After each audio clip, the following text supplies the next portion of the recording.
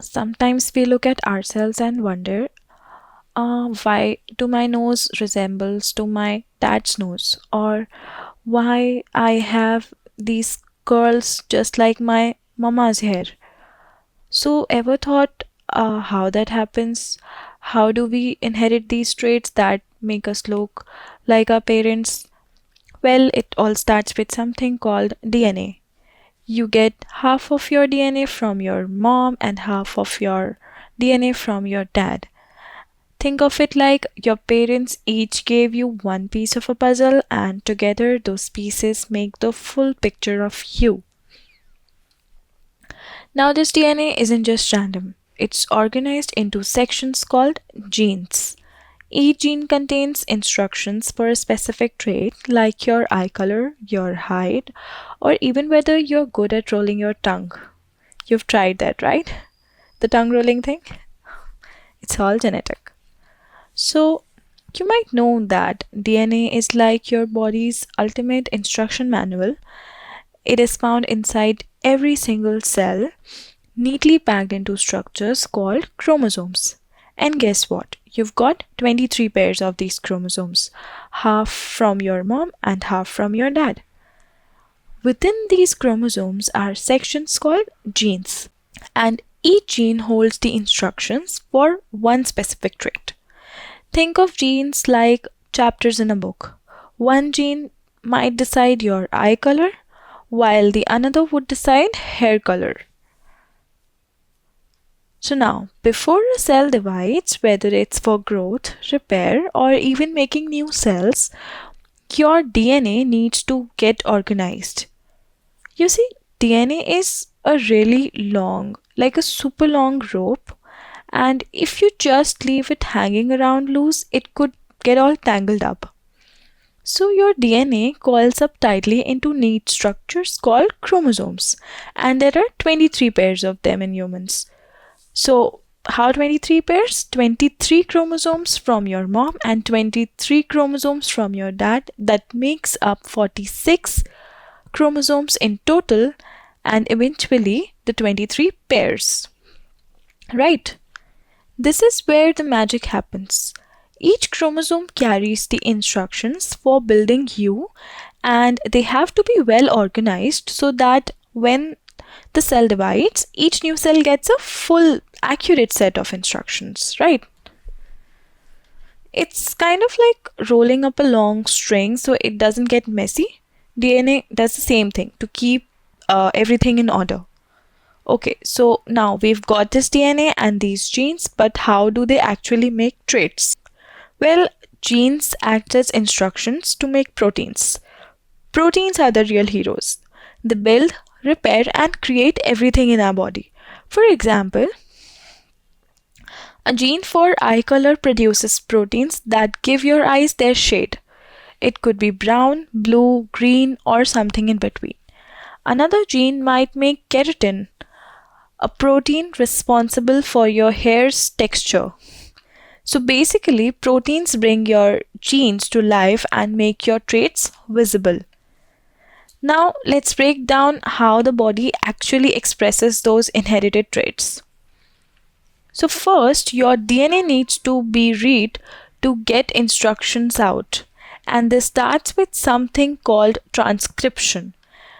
Imagine you have this huge instruction book called DNA in a library, which is the nucleus, but you need to take a copy of one page out because you have to use it somewhere else.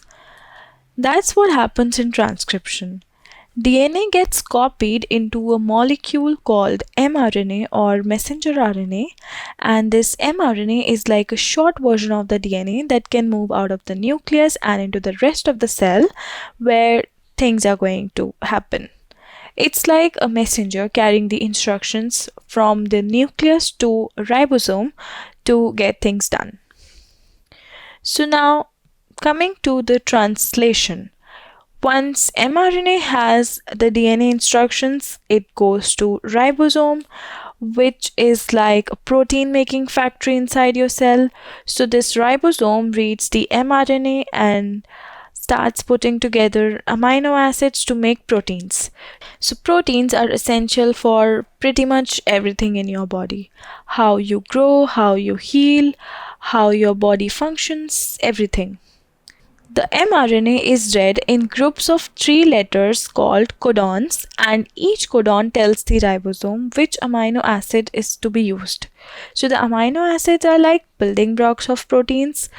So, as the ribosome reads the mRNA, it brings in the right amino acids and it links them together to form a long chain.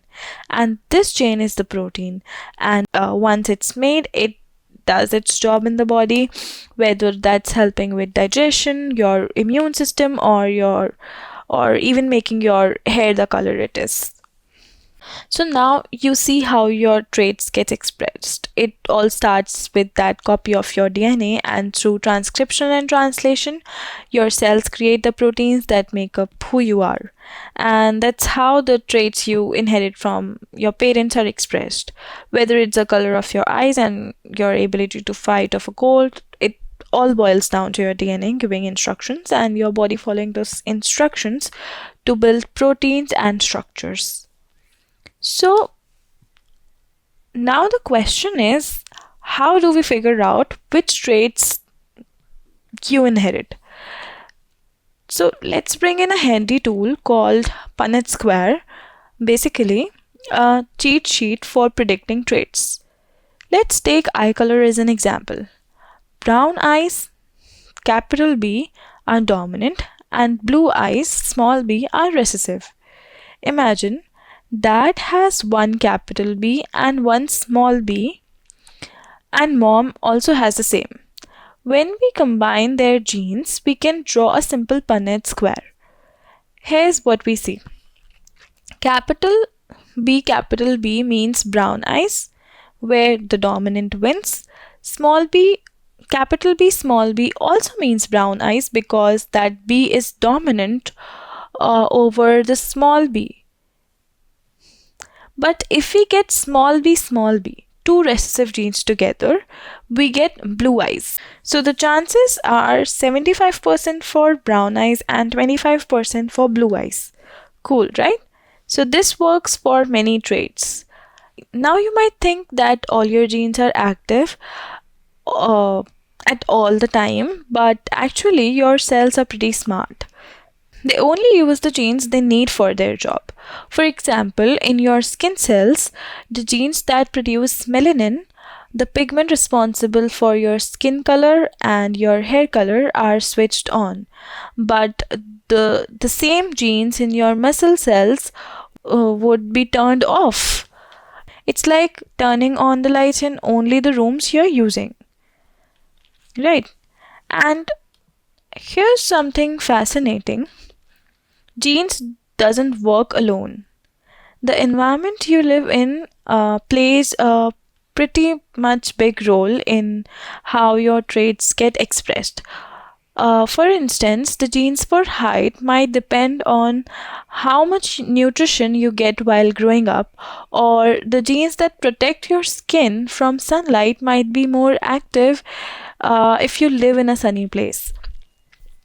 So, while you inherit traits from your parents, the combination of uh, dominant and recessive genes, environmental influences, and a little bit of random variation is what makes you completely unique.